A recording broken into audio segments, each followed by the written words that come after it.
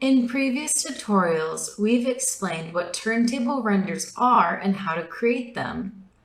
In this video, we will go into the topic more in depth and show how adjusting render settings influence the turntable output. We will also outline the differences in normal and ray trace render. If you want to refresh your knowledge about the basics of rendering, follow the link to the video or click the suggested links to the Help Center. To start, we'll open the file and load a snapshot. Let's open the render window and first set our render output to turntable.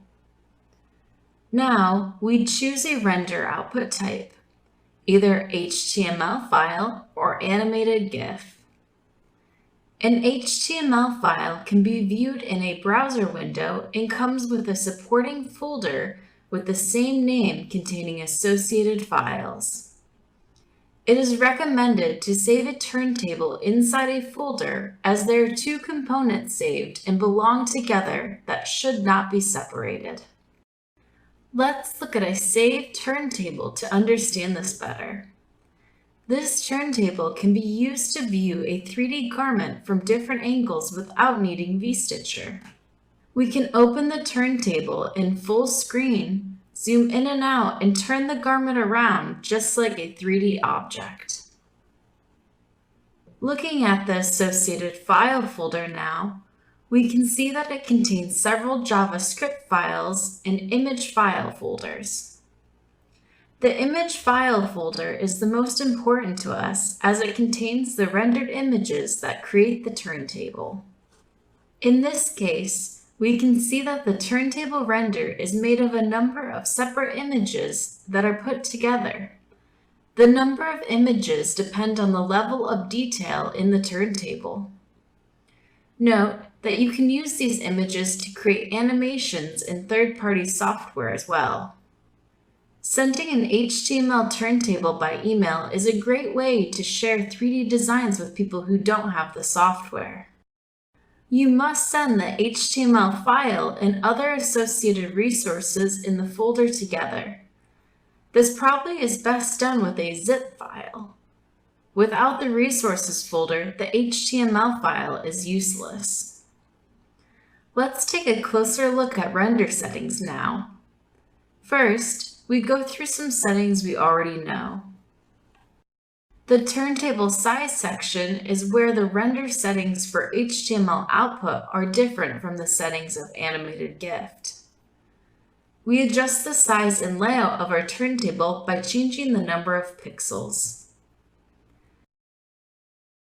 Next, we select the level of detail: simple, detailed, or custom.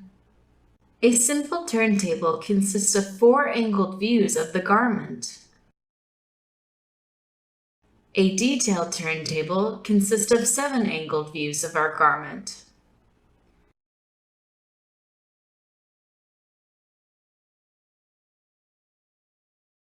A custom turntable is an individually configured turntable. We set the angles, these are the angled views, and the zooms, which determine how close we want to zoom into the garment.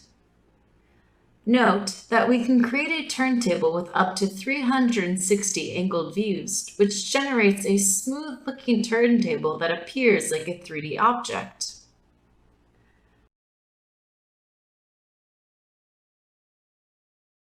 When deciding whether to render a simple, detailed, or custom turntable, it is important to keep in mind how much detail is needed and how much time and render credits we're willing to spend.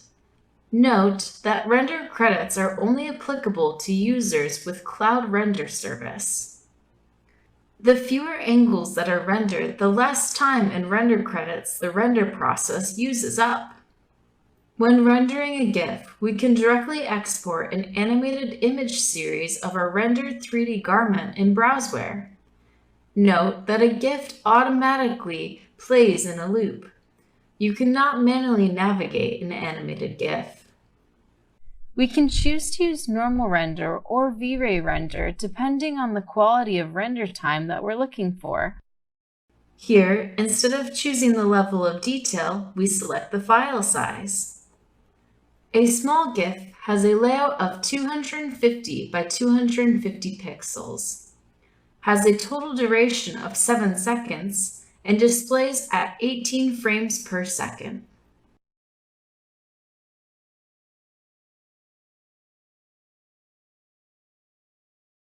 A large GIF has a layout of 500 by 500 pixels and also has a total duration of 7 seconds and displays at 18 frames per second.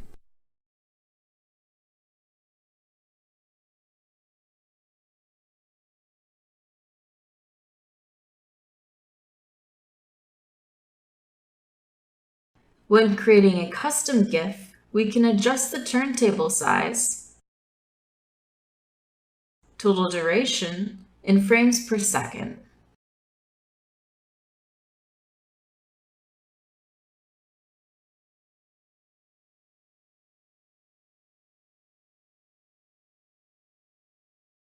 Finally, let's look at the difference between turntable render with normal render and turntable render with ray trace render. This is a detailed turntable render with normal render. It represents the garment as seen in the 3D window.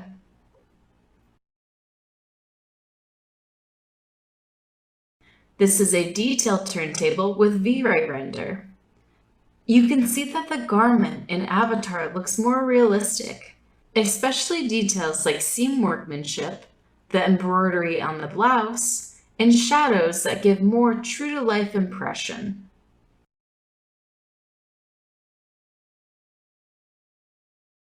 In this video, you've learned how to render turntables.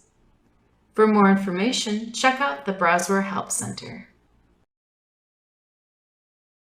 In this video, we will show how to use V-Ray Preview, also known as V-Ray Real-Time Ray Trace Rendering. Using V-Ray Preview goes hand in hand with preparing a 3D garment for ray trace rendering. If you want to refresh your knowledge about ray trace rendering, follow the link to the previous lesson or click one of the suggested links in the Help Center. To show V-Ray Preview in action, we'll find a file and load a snapshot.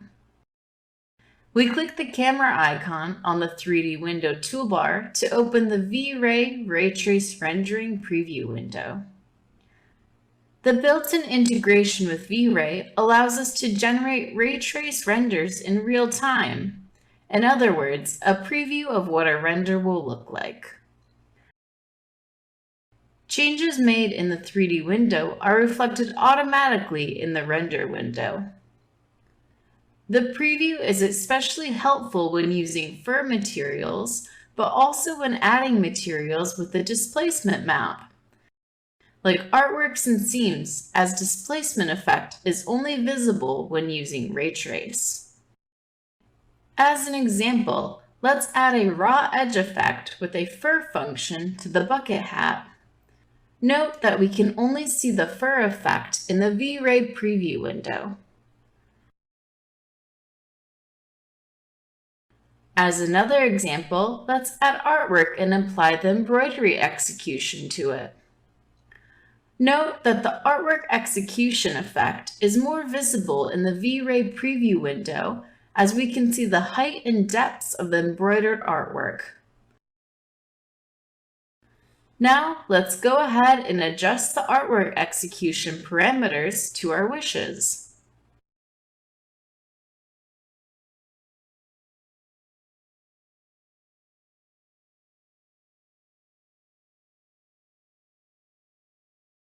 As well as providing a better representation of the rendered output at an earlier stage, the V-Ray Preview window can display environmental settings such as HDRI lighting and backgrounds.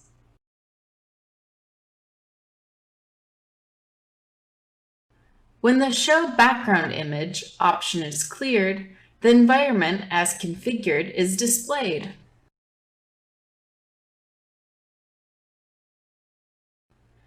There is also an option to pause and resume the rendering process. The more time we allow for the render process, the better quality the rendered image is. Once happy with the results, there is an option to save the render as an image. Note that a higher quality outcome may be achieved by ray trace rendering the garment than by saving the preview image. In this video, you've learned how to V-Ray preview. For more information, check out the Browseware Help Center. In this video, we will demonstrate the workflow of preparing a 3D garment for ray trace rendering. This type of workflow is necessary to achieve a realistic, true-to-life render result while using the ray trace render engine. To start, we'll load a tutorial file and open a snapshot. Most of the design work for this outfit is already done.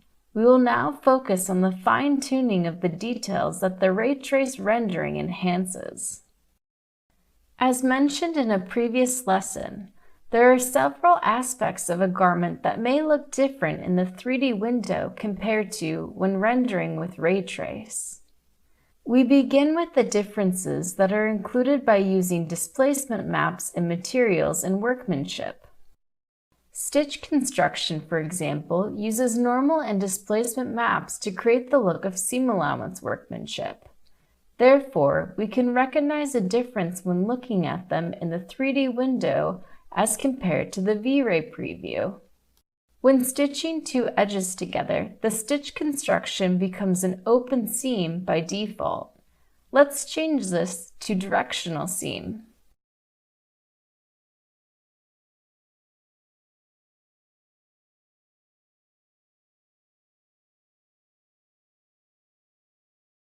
Next, we look at the top stitching seams on the flowers on this dress. To make sure we achieve the intended look, it is recommended to check the seams in the V-Ray preview. The seams look more three-dimensional when ray trace rendered due to the automatically generated normal and displacement depth maps. We're aiming to achieve the effect of a thicker thread, so let's adjust the seam properties accordingly.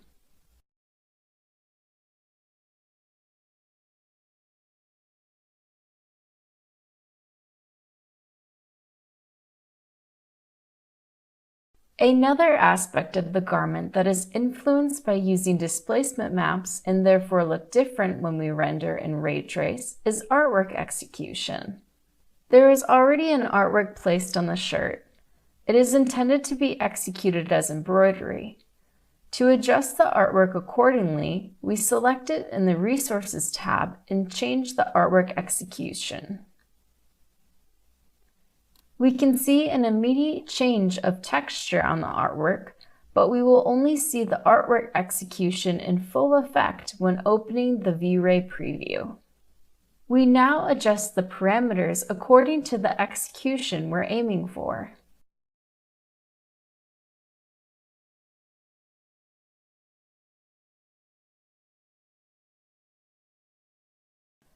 Next, we can move on to preparing other aspects of the garment for ray trace rendering. Let's look at the avatar pose and 3D styling of the garment. The pose already looks great, but we'll make some small changes to the shirt with the 3D styling tool before rendering.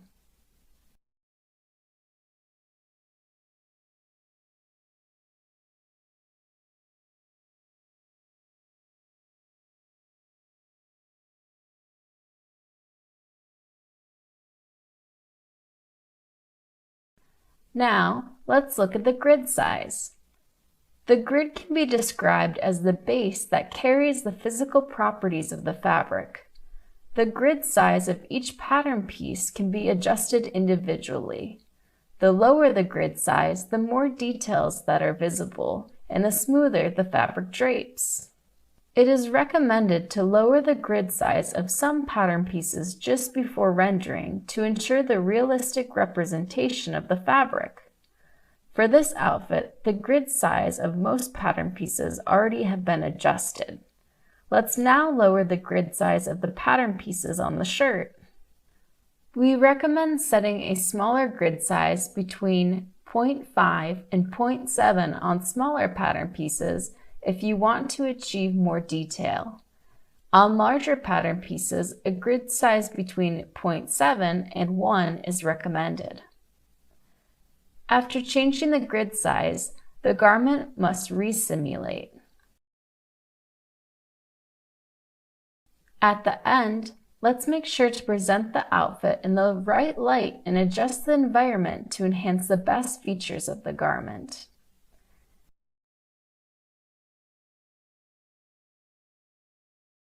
In this video, you've learned how to prepare an outfit for ray trace rendering. For more information, check out the Browseware Help Center.